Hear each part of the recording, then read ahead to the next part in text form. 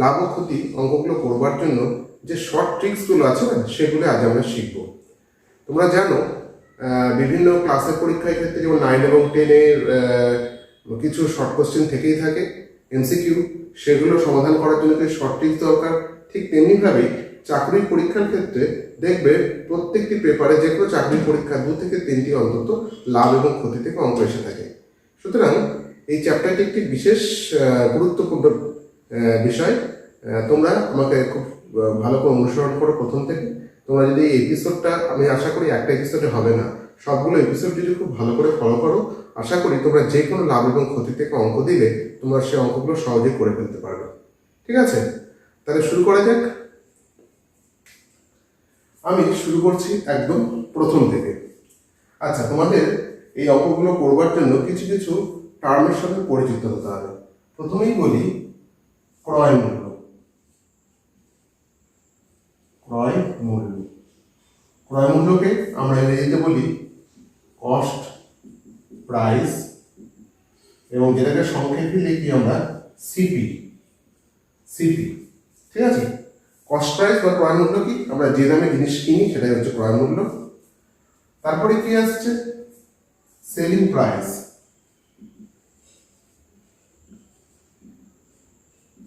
এটাকে বলবো আমরা এসপি সংক্ষেপে। এসপিটা কি? বিক্রয় মূল্য। যে দামে আমরা জিনিস বিক্রি করি তাকে বলা হয় বিক্রয় মূল্য।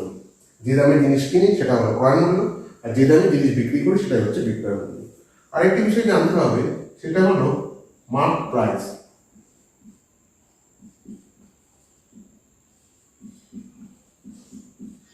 এটা কি? এটাকে বাংলায় বলা হয় ধার্য মূল্য। ঠিক আছে, তাহলে আমাদের এই 3টে টার্মের সঙ্গে আমাদের প্রথমেই আমরা পরিচিত হয়ে গেলাম। কাকে বলে ক্রয় মূল্য, কাকে বলে বিক্রয় মূল্য বলে দিলাম। আর ধার্য মূল্য কি? ধার্য মূল্য হলো কোনো জিনিস কিনবার সময় দেখবে কোনো প্যাকেটের গায়ে একটা দাম লেখা থাকে, সেটাকেই বলা হয় হচ্ছে ধার্য মূল্য। বা কোনো বিক্রেতা কোনো জিনিস বিক্রি করবার সময় প্রথম থেকে যে দামটা ঠিক করে রাখে তাকেই বলা হয় ধার্য মূল্য বা মার্ক প্রাইস। এই ধার্য মূল্যের ওপরেই আমাদের ডিসকাউন্ট বা ছাড় দেওয়া হয়ে থাকে। ঠিক আছে, এরপরে আমাদের জানতে হবে যে লাভ কখন হয়।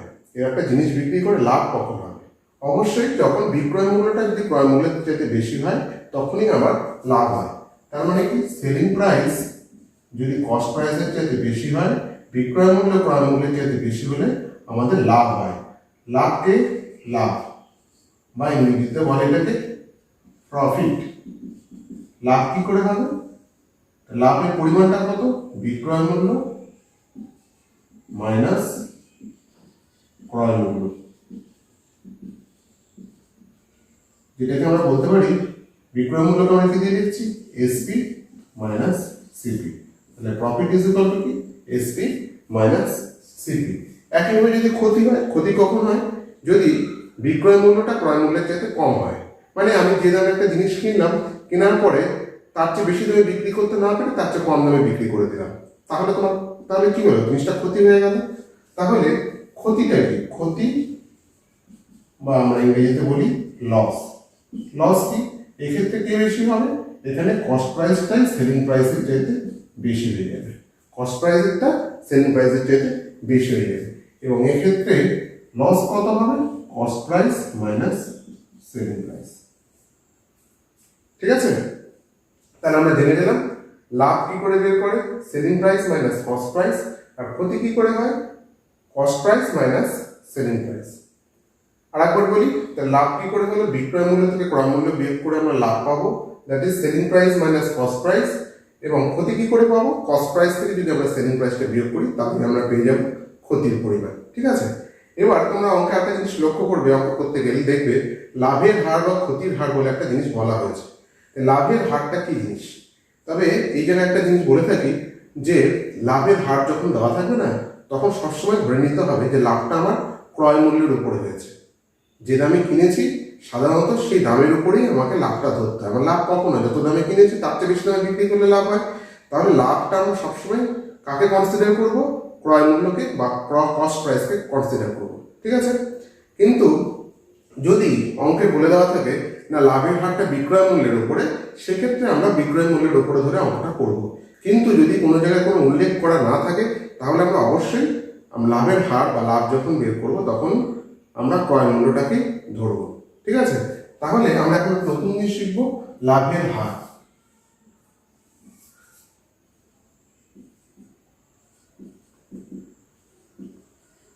আচ্ছা, লাভের হার কি করে পাবো? সেটা হচ্ছে লাভ ভাগ ক্রয় মূল্য গুণন 100%। এটা হয়ে গেল লাভের হার। একইভাবে ক্ষতির হার কত হবে? ক্ষতির হার হবে ক্ষতি বাই ক্রয় মূল্য ইন্টু 100%। ঠিক আছে, এটাকে ইংরেজিতে বলতে পারতে পারেন, এটাকে ইংরেজিতে কি বলা যেতে পারে? Percentage of gain or profit. এটা হবে পার্সেন্টেজ অফ লস। ঠিক আছে, তাহলে হলো এগুলো আমার বেসিক, যেগুলো এই অঙ্কগুলো করবার জন্য বেসিক যে জিনিসগুলো জানবার কথা সেই জিনিসগুলো তোমাদের আমি বলে দেব। এরপরে আমরা অঙ্কে চলে যাব। ঠিক আছে, আমরা চলে আসি প্রথম অঙ্কে।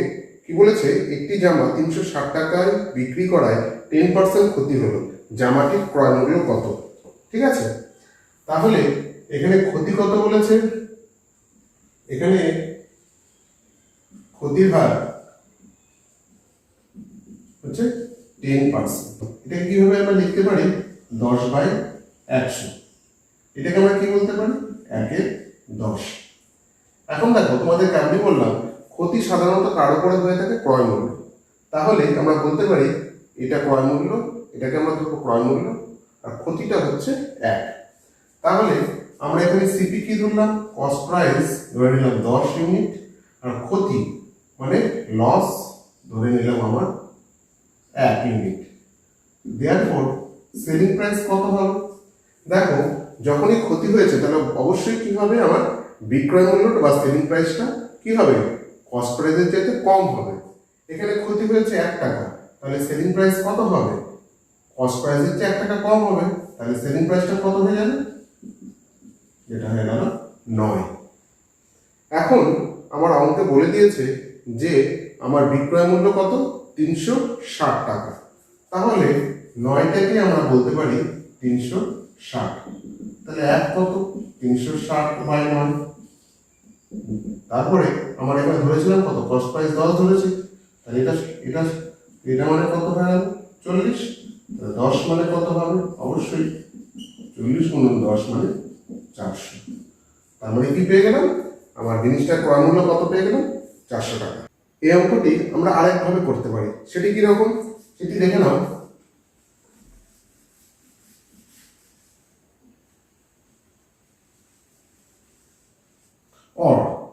আর কিভাবে করতে পারি? দেখো, এখানে ক্ষতির হার বলেছে 10%, তার মানে 10% ক্ষতি হয়ে গেছে।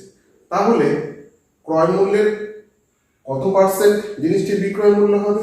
10% তো ক্ষতি হয়ে গেছে, মানে লস হয়ে গেছে। তাহলে মোট দাম যদি 100 হয়ে থাকে তাহলে তার কত পার্সেন্ট হচ্ছে?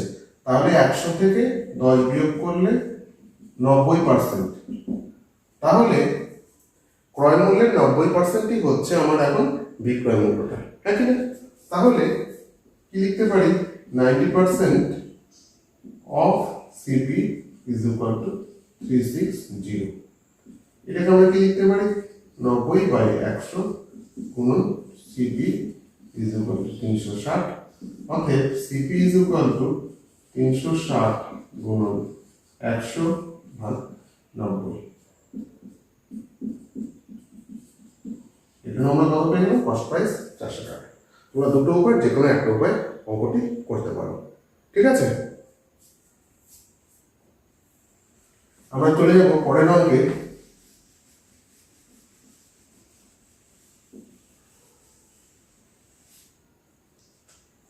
নাম্বার 2। পরের অঙ্ক কি বলেছে? 20% ছাড় দিয়ে বিক্রি করায় একটি জ্যামিতি বাক্সের বিক্রয় মূল্য 48 টাকা হয়, জ্যামিতি বাক্সের ধার্য মূল্য কত? আবার বলছি, 20% ছাড় দিয়ে বিক্রি করায় একটি জ্যামিতি বাক্সের বিক্রয় মূল্য 48 টাকা হয়, জ্যামিতি বাক্সের ধার্য মূল্য কত। তাহলে এখানে আমাদের কি বের করতে হবে, এখানে আমাদের মার্ক প্রাইসটা বের করতে হবে। এখন অঙ্কে বলে দিয়েছে 20% ছাড় দেওয়া হয়েছে। 20% যদি ছাড় দেওয়া হয়ে থাকে তাহলে এখন কত দামের জিনিসটি বিক্রি করা হচ্ছে, তাহলে আমাদের এখন মার্ক প্রাইসের বা ধার্য মূল্যের 80% দামে জিনিসটা বিক্রি করা হচ্ছে। ঠিক আছে, তাহলে এখানে আমরা কি লিখতে পারি, mark price into 80% is equal two, এখন যেন জিনিসটির বিক্রয় মূল্য কত, 48 টাকা। তাহলে এখানে কি লিখতে পারি, mark price into 80/100 is equal to 48। Therefore mark price equal to 48 into 100 divided by 80, 6×60। তাহলে মার্ক প্রাইস কত হলো, 60 টাকা। ঠিক আছে, আমরা চলে যাই এর পরের অঙ্কে। 3 নম্বর অঙ্ক। 3 নম্বর অঙ্কে কি বলেছে, এক খুচরো বিক্রেতা ধার্য মূল্যের উপরে 20% ছাড় দিয়ে ওষুধ কিনে ক্রেতাকে ধার্য মূল্যে ওষুধ বিক্রি করেন, খুচরো বিক্রেতার শতকরা লাভ কত। তাহলে এখানে ধার্য মূল্য বলেছে, মার্ক প্রাইস দেওয়া আছে। মার্ক প্রাইসের কত পার্সেন্ট ছাড় দিয়েছে, মার্ক প্রাইসের উপরে এখানে ছাড় দিয়েছে 20% ছাড়। এখানে মার্ক প্রাইসের উপরে 20% ছাড়ে ওষুধ কিনেছে। তাহলে মার্ক প্রাইস যদি আমরা 100 টাকা ধরে থাকি, ছাড় হলে কত হবে, 80 টাকা। এই দামে ও কি করেছে, ওষুধ কিনেছে, কিন্তু বিক্রি করেছে কত টাকা, সেলিং প্রাইসটা কত, সেলিং প্রাইসটা হচ্ছে ও মার্ক প্রাইসে জিনিসটা বিক্রি করেছে, মানে 100 টাকায় তাহলে বিক্রি করে নিয়েছে। তাহলে আমাকে বের করতে হবে যে ওর শতকরা লাভ কত। তাহলে এখানে দেখতে পাচ্ছ, তাহলে এখানে গেইন কত, লাভ কত, সেলিং প্রাইস থেকে কস্ট প্রাইস বিয়োগ হবে, তাহলে 100 মাইনাস 80 মানে 20। তাহলে পার্সেন্টেজ অফ গেইন বা লাভ কত হবে, আমরা ফর্মুলা আগে শিখেছি, লাভ বাই ক্রয় মূল্য হচ্ছে 80 টাকা গুণন 100।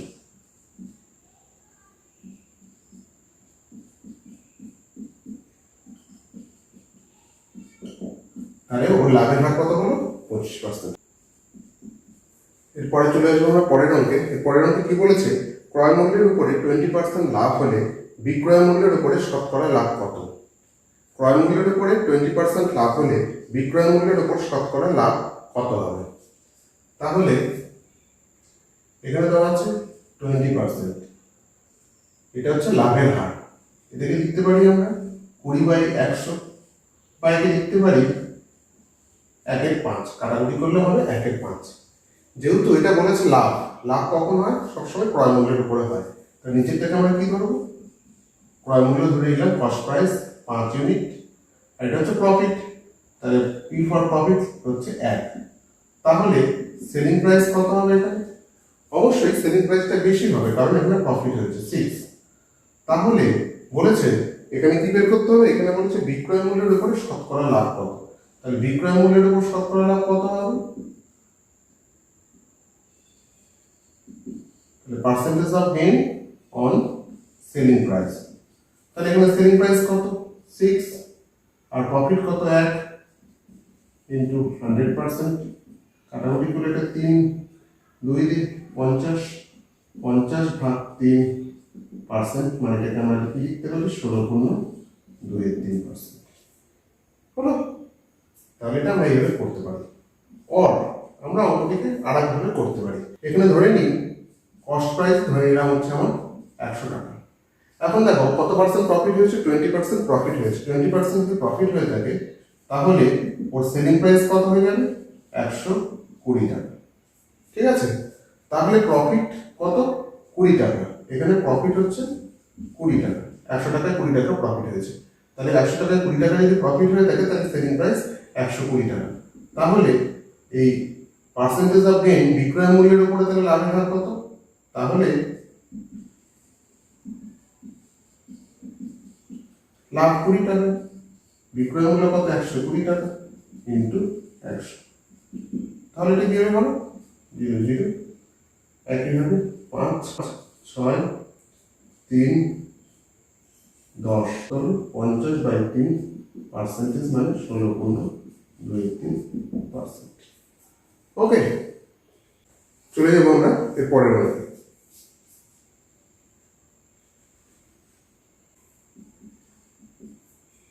পরের অঙ্কে কি বলেছে, বিক্রয় মূল্যের উপর 20% লাভ হলে ক্রয় মূল্যের উপরে শতকরা লাভের হার কত।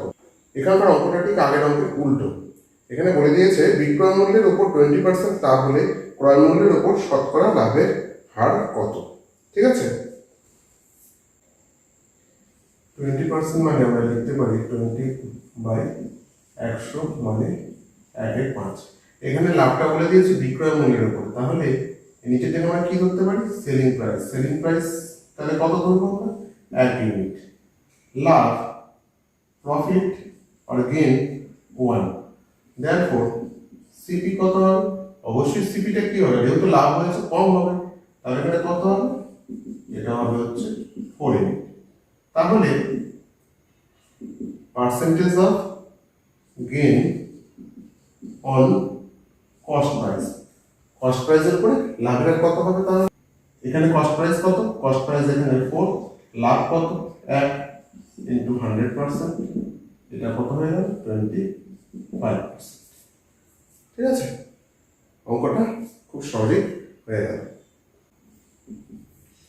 চলে যাই আমরা পরের অঙ্কে। কি বলেছে, 110টি আম বিক্রি করে 120টি আমের ক্রয় মূল্য পেলে শতকরা লাভ কত। এখানে 110টি আম বিক্রি করে 120টি আমের ক্রয় মূল্য পেয়ে যাচ্ছে, তাহলে শতকরা লাভ কত। তাহলে দেখো এখানে বলে দেওয়া আছে সেলিং প্রাইস অফ 110টি আম ইজ ইকুয়াল টু কি হচ্ছে, কস্ট প্রাইস অফ 120। অঙ্কে বলে দিয়েছে 110টি আমের বিক্রয় মূল্য কার সঙ্গে সমান, 120টি আমের ক্রয় মূল্যের সঙ্গে সমান। তাহলে আমি ইকুয়েশনটা সমান করে দিলাম। তাহলে আমরা এখানে কি লিখতে পারি, SP by CP is equal to কি লিখতে পারি, 120/110, তার মানে 12/11। এখানে দেখতেই পাচ্ছ সেলিং প্রাইসটা বেশি, কস্ট প্রাইসটা কম, তাহলে অবশ্যই প্রফিট হবে। এবং প্রফিট কত, 12 - 1 মানে 1 ইউনিট। ঠিক আছে, দেয়ারফর প্রফিট পার্সেন্টেজ আর পার্সেন্টেজ অফ প্রফিট যেমন কি তোমরা লিখতে পারো, এটা কি হবে 1 বাই এখানে কস্ট প্রাইস কত 11 ইনটু 100%, তার মানে কত 100/11% মানে 9×1=11%। বুঝা গেল। চলে যাবো আমরা পরের অঙ্কে, প্রবলেম নাম্বার 7। পরের অঙ্কে আমার কি বলেছে, যে সময় মতো ইলেকট্রিক বিল জমা দিলে 15% ছাড় পাওয়া যায়। সুমনবাবু সময় মতো ইলেকট্রিক বিল জমা দিয়ে 54 টাকা ছাড় পেলেন, তার ইলেকট্রিক বিল কত ছিল। বলেছে যে সময় মতো ইলেকট্রিক বিল জমা দিলে 15% ছাড় পাওয়া যায়। সুমনবাবু কত টাকা ছাড় পেয়েছে, 54 টাকা ছাড় পেয়েছে। তাহলে এটাকে আমরা ইকুইভ্যালেন্ট বলতেই পারি 54 টাকা, এই ছাড়টাই তো এই টাকাটা। তাহলে 1% মানে কত, 54/15। ঠিক তেমনি মানে 100% মানে কত হবে, 54/15 ইন্টু 100। তাহলে এটা হয়ে যাবে 5 দিয়ে 3, 5 দিয়ে 20, 18, 360। এখানে কেন 100% বের করলাম, মানে যদি 54 টাকা হয়ে থাকে তাহলে 100% মানে মোট ইলেকট্রিক বিলটা কত ছিল, মোট ইলেকট্রিক বিল ছিল 360 টাকা। ওকে,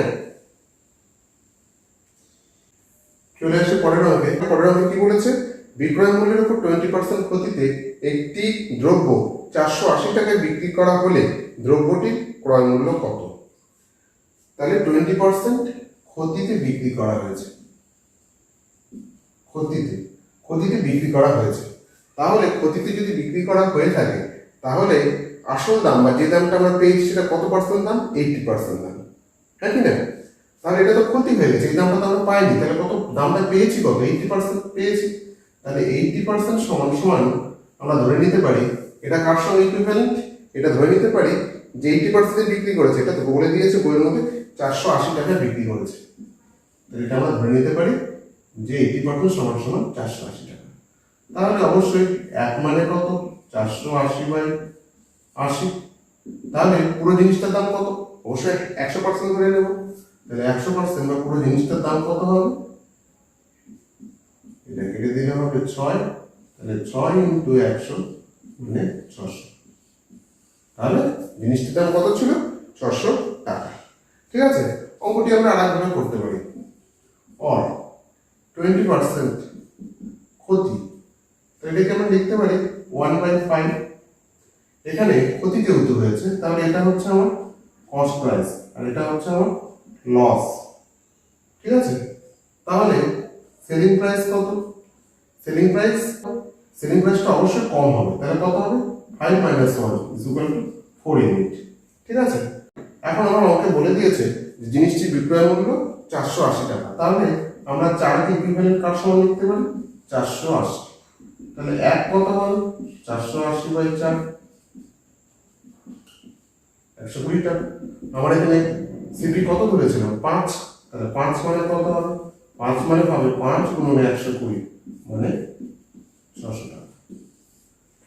ঠিক আছে, আশা করি তোমরা বুঝতে পেরেছো। আমি দুটো উপায় অঙ্ক করে দিলাম, প্রথমে এই উপায় একটা করে দিলাম, পরে এই আরেকটা প্রসিডিউরে আমরা করে দিলাম। চলে যাব পরের অঙ্কে।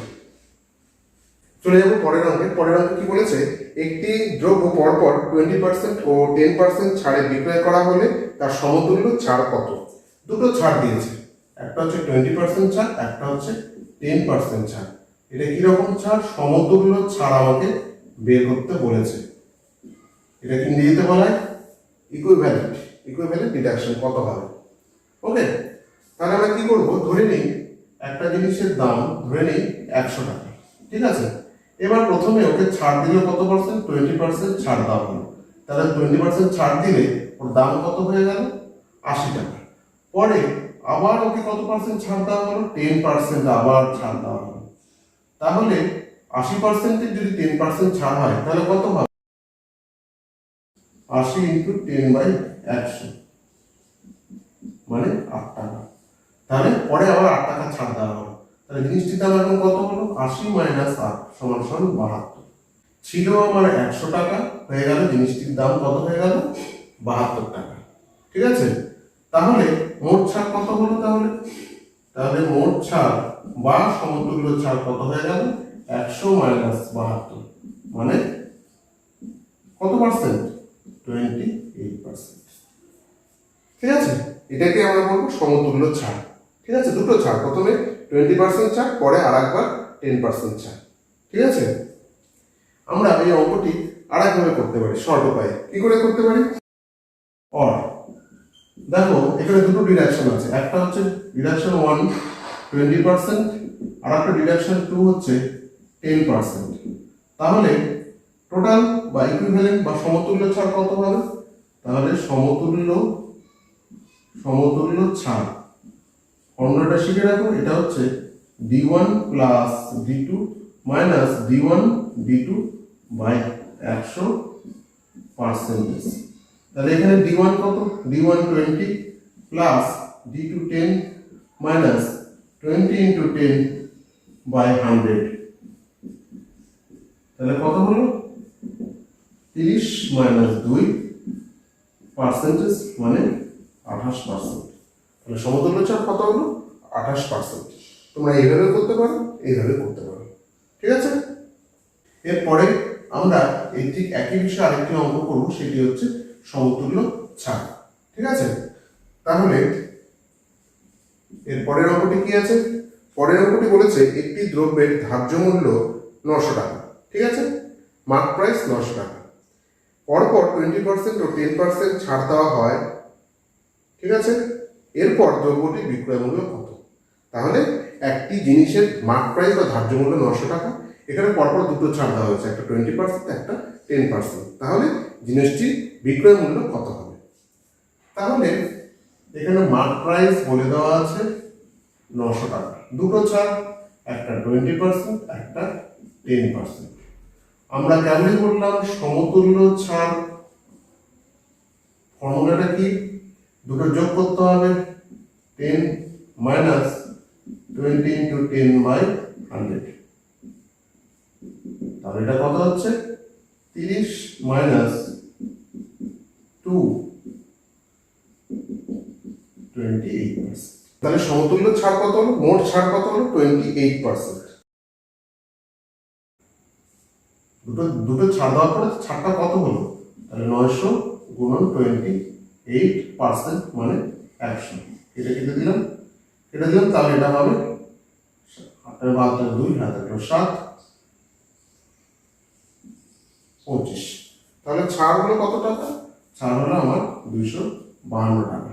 তাহলে বিক্রয় মূল্য কত হবে, জিনিসটির দাম ছিল 900 টাকা, সেখান থেকে ছাড় পেলাম 252 টাকা, তাহলে জিনিসটির দাম কত হবে 648 টাকা। বোঝা গেল? তাহলে সমতুল্য ছাড় বের করে নিলাম। সমতুল্য ছাড় মানে কত পার্সেন্ট ছাড়, 28%। তাহলে মার্ক প্রাইসের উপর কত পার্সেন্ট ছাড়, 252 টাকা। তাহলে সেলিং প্রাইস কত হবে, মার্ক প্রাইস থেকে ছাড়টা বিয়োগ করলাম, পেয়ে গেলাম 648 টাকা। ঠিক আছে? তাহলে পার্ট 1-এ তোমরা আজ এই কটি অঙ্ক শিখলে। পরবর্তী পার্টগুলোতে তোমরা আরও অনেক অঙ্ক শিখবে। আজ এই পর্যন্তই, পরবর্তী এপিসোডে আবার দেখা হবে।